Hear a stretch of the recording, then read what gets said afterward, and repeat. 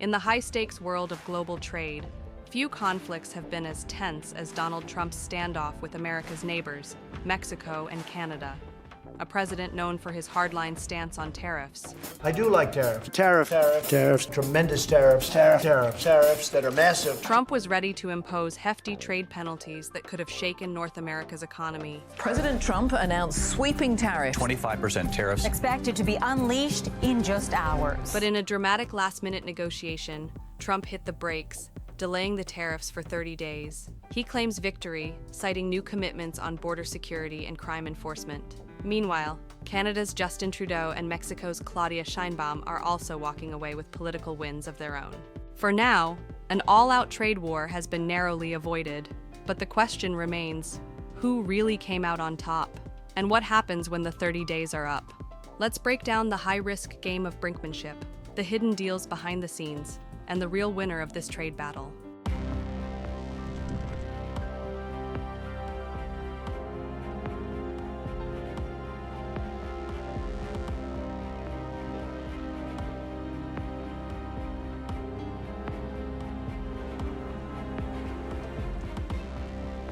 President Trump's high-stakes confrontation with the United States' closest trading partners appears to have paid off.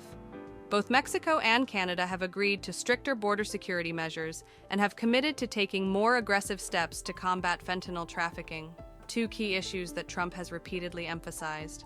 Using the sheer size and influence of the U.S. economy as leverage, Trump has secured what he sees as a major victory for his America First agenda.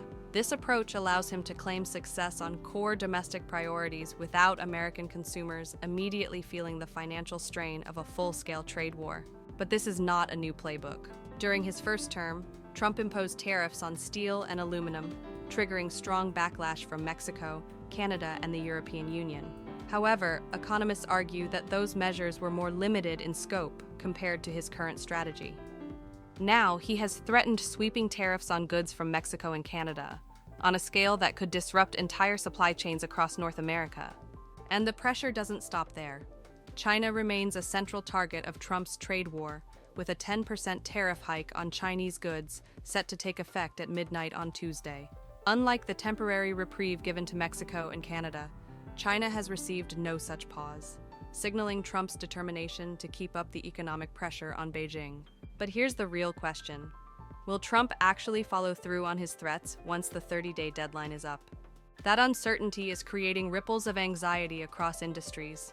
Businesses that rely on stable trade relationships are now left in limbo. Many are reconsidering their reliance on the American market, delaying investments in new factories, and putting hiring plans on hold, waiting to see how the situation unfolds. If Trump does go forward with tariffs after the 30-day window, the economic consequences could be far-reaching. Higher costs on imported goods could lead to price hikes for American consumers. Retaliatory tariffs from Canada and Mexico could hit U.S. exporters hard, especially in agriculture and manufacturing.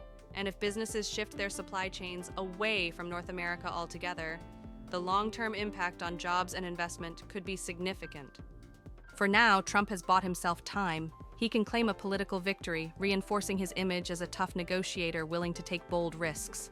But whether this move results in a lasting win or sets the stage for an economic standoff with unintended consequences remains to be seen. In the meantime, there is a sigh of relief from Canadian politicians and business leaders. The 30-day pause on U.S. tariffs has temporarily eased tensions, giving Canada a brief reprieve from what was shaping up to be an economic disaster. While the threat of tariffs still looms, Prime Minister Justin Trudeau can claim a small but symbolic victory, a temporary truce in a trade war that could have severely impacted Canada's economy. But make no mistake, this is not a decisive win. For weeks, Canadian officials have been scrambling to figure out what exactly would satisfy Trump. The uncertainty has been compounded by Canada's own domestic political turmoil, with Trudeau wrapping up his final weeks in office as a lame duck prime minister.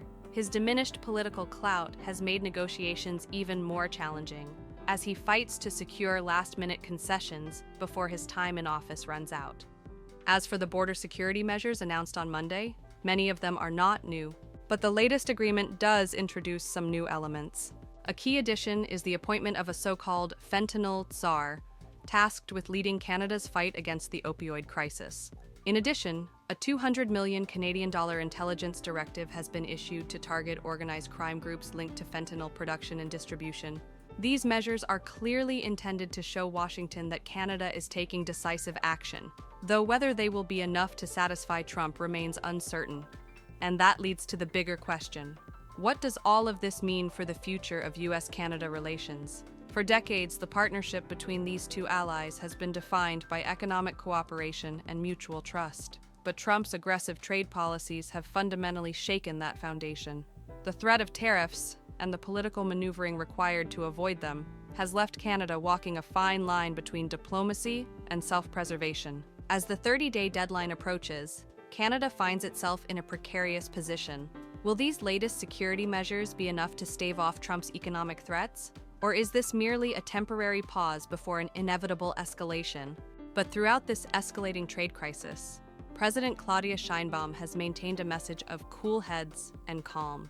Even as tensions mounted, she remained confident that a last-minute deal could be struck, and she was right. On Friday, following an early morning phone call with President Trump, Sheinbaum secured a crucial reprieve from the looming 25% tariffs on Mexican goods. Announcing the agreement shortly after, she could barely contain her satisfaction. To her supporters, this was nothing short of a masterclass in negotiating with Donald Trump. Yes, Mexico has agreed to deploy National Guard troops to the border, with a specific focus on cracking down on fentanyl smuggling. But Sheinbaum did not walk away empty-handed. In return, she extracted a key concession from Trump, a promise that the U.S. would do more to stem the flow of high-powered weapons across the border, preventing them from falling into the hands of cartel gunmen. But perhaps the most valuable thing Sheinbaum gained? Time. With several weeks now in hand, she has a critical window to transform this temporary truce into a lasting solution. Her challenge will be turning verbal commitments into concrete policy, both in Mexico's enforcement of border security and in pushing the U.S. to act on weapons trafficking. All eyes are now on what comes next. U.S. Secretary of State Marco Rubio is expected to visit Mexico in the coming weeks to advance discussions, while a joint task force on fentanyl will be formed, bringing together Mexican and American health and security officials to tackle the crisis. If Sheinbaum manages to prevent further trade hostilities, it will be seen as the first major victory of her presidency, a particularly impressive feat considering she has only been in office since October. More importantly, it could set the tone for future interactions with Trump's administration, establishing Sheinbaum as a skilled negotiator capable of protecting Mexico's economic interests while maintaining a working relationship with Washington.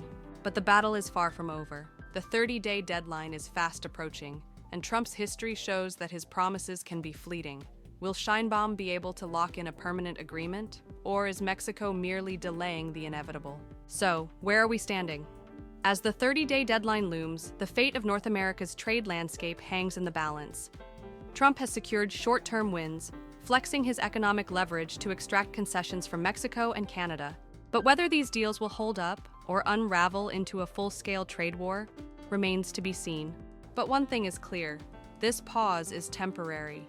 Business leaders remain on edge, markets are holding their breath, and the world is watching.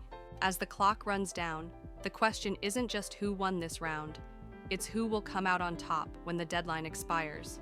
Stay tuned, because this story is far from over.